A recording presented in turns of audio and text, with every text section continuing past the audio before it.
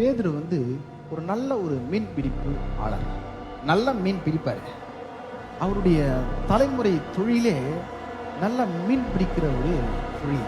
ஜெனரேஷனா அவங்க அதில் கை தேர்ந்தவர்களாக இருக்கிறாங்க. அவங்களுக்கு அதில் அனுபவம் இருக்கு, மூல அறிவு இருக்கு.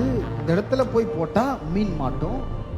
அனுபவம் இருக்கு, மூல அறிவு இருக்கு, எல்லாமே இருக்கு. மூல அறிவு இருக்கு, அனுபவம் இருக்கு, ஆட்கள் இருக்கிறாங்க.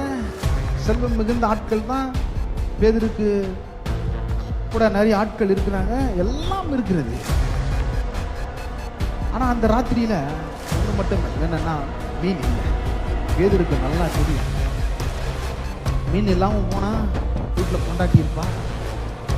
பொண்டாட்டி கண்டிப்பா கேட்பா, ஐயோ என்னையா எங்கயா வெறும் வலையை கொண்டு வர, எங்க மீன் பாக்கெட்ல பணம் எங்க, அதெல்லாம் கேட்பா.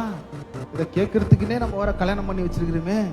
வருத்தத்தோட பேதுரு உட்கார்ந்து யோசிச்சிருப்பாரு, ஐயோ பொண்டாட்டி எப்படி சமாளிக்க தெரியலையே, பணத்தை கேட்பாலே, இதெல்லாம் கட்டணுமே, அதெல்லாம் பண்ணணுமே. அனுபவம் மூல அறிவு யோசிச்சு கொண்டிருக்கு. பேதுருக்கு மூல அறிவு யோசிக்குது, அனுபவம் யோசிக்குது. மீன் மாட்டிலேயே என்ன பண்றது தெரியலையே. அப்படி பேதுரு சொல்றாரு, பிரயாசப்பட்டு ஒன்றும் அகப்படவில்லை.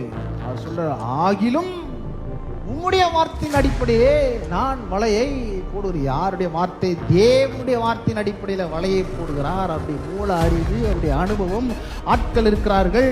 அந்த நேரத்துக்கு பேதுரு குறைவு இருக்கு, தரித்திரத்தின் எண்ணங்கள் இருக்கிறது, அடுத்த வேலைக்கு சோறு இல்லை, பாக்கெட்ல பணம் இல்லை. அவர் சொல்றாரு, ஆகிலும் உம்முடைய வார்த்தையின் அடிப்படையில் நான் வலையை போடுகிறேன்.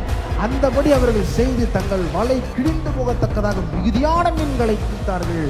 அப்பொழுது மற்ற படையில் இருந்த கூட்டாளி தன்னை உதவி செய்து செய்கை காட்டினர். அவர்கள் 2 படகுகளும் அமிழத்தக்கதாய் நிரப்பினார்கள். கர்த்தருடைய வார்த்தையில் ஆசீர்வாதம் இருக்கு, கர்த்தருடைய வார்த்தையில செழிப்பு இருக்கு, கர்த்தருடைய வார்த்தையில நிறைவு இருக்கு, கர்த்தருடைய வார்த்தையில ஏராளம் தாராளம் இருக்கு. இந்த வார்த்தையின் அடிப்படையில் பேதுரு என்ன பண்ணாருன்னா, வலையை போட்டு மீனை பிடிச்சிட்டு வலையை கிழிந்து போகத்தக்கதாக மீனை பிடிக்கிறாரு. 2 போட்டு உடையத்தக்கதாக மீனை பிடிக்கிறாரு. எப்படி பிடிக்கிறாருன்னா, அனுபவம் இல்லை, மூல அறிவு இல்லை. கர்த்தருடைய வார்த்தை விசுவாசமான வார்த்தை. அது பேசும் பொழுது, ஆண்டவரே உம்முடைய வார்த்தையின்படி நான் செய்கிறேன். மரியாள் சொல்றாங்க, ஆண்டவரே உம்முடைய வார்த்தையின்படி ஆக கடவுது. அங்க கேலபும் யோசுவாவும் சொல்றாங்க, ஆண்டவரே நீ கொடுத்த தேசம் நல்ல தேசம், உம்முடைய வார்த்தையின் அடிப்படையில் நாங்கள் போய் அதை எளிதாய் ஜெயிக்க முடியும். எல்லாவற்றையும் அவர் கர்த்தருடைய வார்த்தையில வைத்து விட்டார். விசுவாசிகளாகிய நாம் கர்த்தருடைய வார்த்தை எடுத்து நாம் பேசுகிறதா இருக்கிறோம்.